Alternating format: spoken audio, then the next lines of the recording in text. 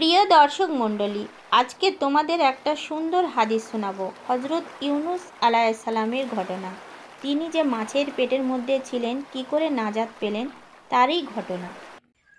একদিন সকালে ফজর নামাজের শেষে দিনের আলো ফুটতেই হজরত ইউনুস আলাইহিসসালাম বেরিয়ে পড়েন দিনের দাওয়াত দিতে।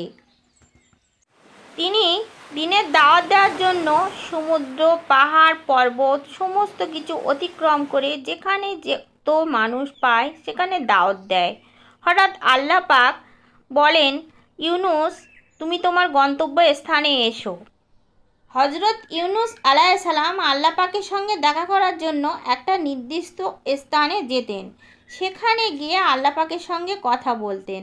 আল্লাহ পাক বললেন, যেখানে যত মানব জাতি আছে সবাইকে ইসলামের দাওয়াত দিতে হবে। তাই হজরত ইউনুস আলাইহিসসালাম মনে মনে ঠিক করলেন, সমুদ্র পার করে সমুদ্রের ওপারে যত মানব জাতি আছে সবাইকে তিনি দিনের দাওয়াত দিয়ে আসবেন। হজরত ইউনুস আলাইহিসসালাম নৌকা করে দিনের দাওয়াত দেওয়ার জন্যে সমুদ্র পথে পাড়ি দিলেন।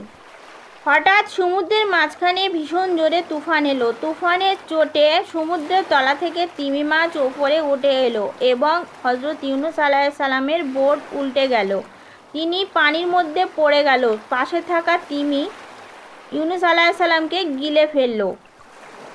গভীর সমুদ্রের তলায় থাকা ভয়ানক তিমি মাছ হজরত ইউনুস আলাইহিসসালামকে তো গিলে ফেললেন, কিন্তু আল্লাহর নির্দেশ আছে, সেই জন্য তাকে মারতেও পারলেন না।